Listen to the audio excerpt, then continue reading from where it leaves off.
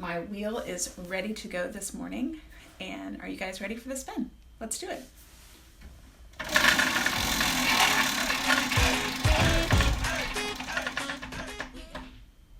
Ooh. Today we have visitors in labor. Okay, visitors in labor. I feel pretty strongly about this topic. Visitors can kind of go two ways. They can be awesome supporting people, or they can be a detriment to labor. So, first of all, what I'm talking about here, visitors in labor, is inviting people into your labor. So, sometimes people might want to invite a friend to labor with them. A grandmother is usually a grandmother to be. So the birthing woman's mom might want to join labor.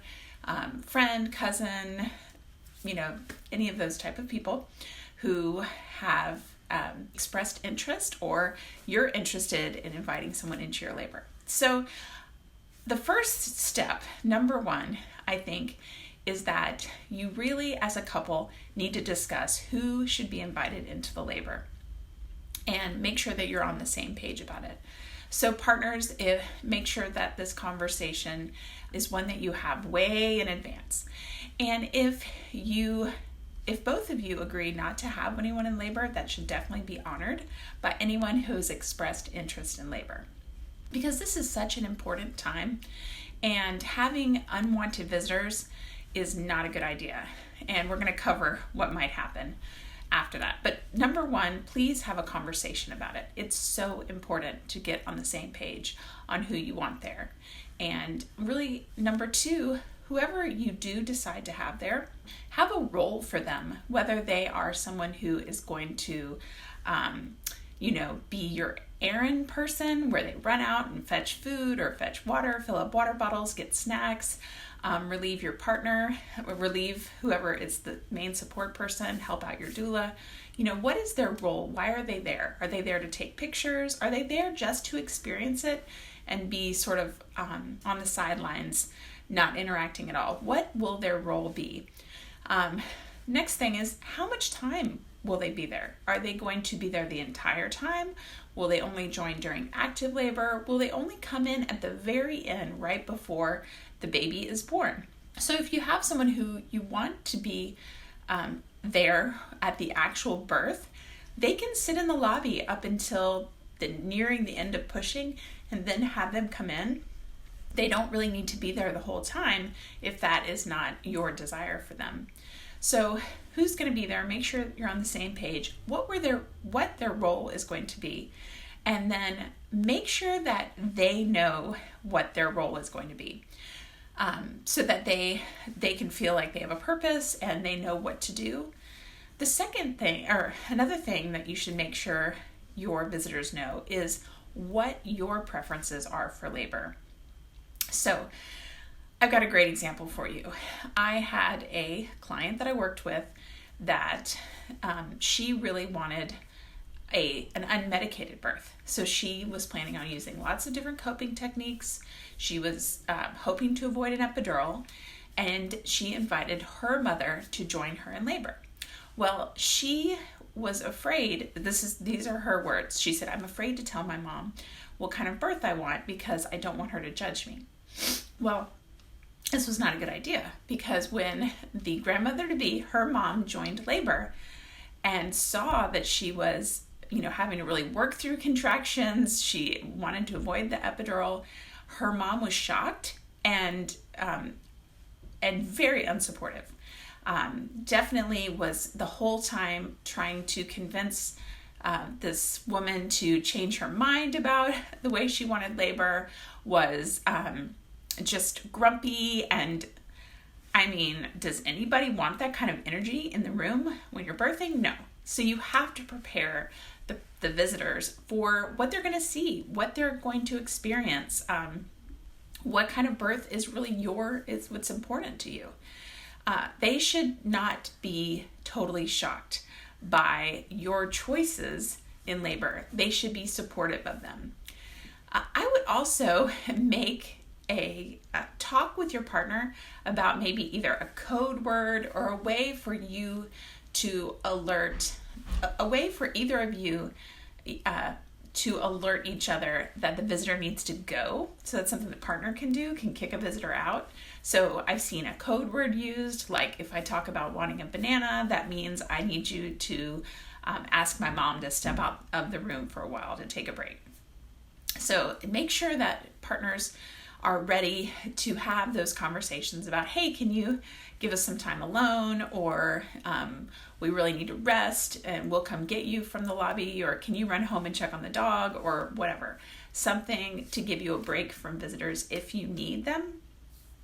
And the main thing that is, kind of why I'm setting this up, to be really clear with your visitors on their role and what they're there for, and that they're on the same page, is because if you don't feel supported in labor, your labor can actually stop.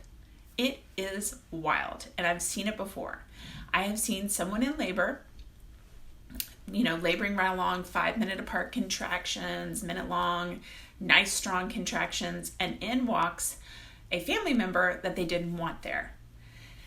And all of a sudden, you see the contractions go from 5 minutes apart to 8 minutes apart, to 10 minutes apart, to 20 minutes apart, to stopping. Labor actually stopped. And then when we asked the family member to leave, sent them on an errand, about half an hour later, labor picks back up again.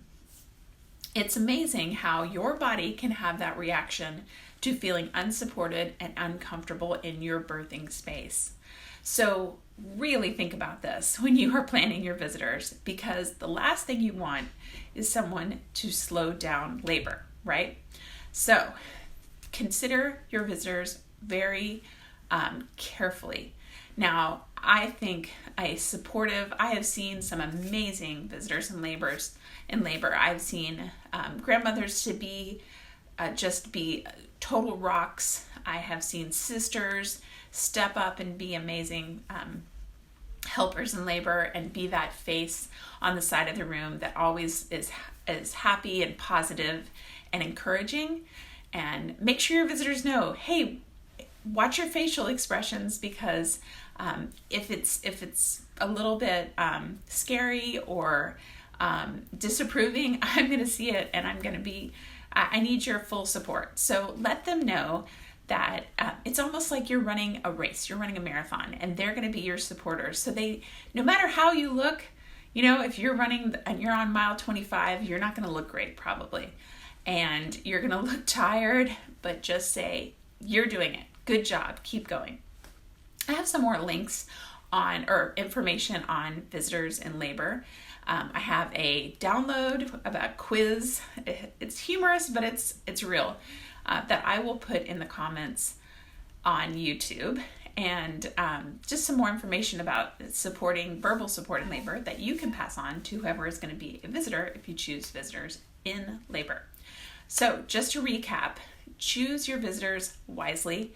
Have that conversation with each other as a birthing team on who is really welcome in labor, if anyone, and what their role is going to be, and then meet with them, let them know their role.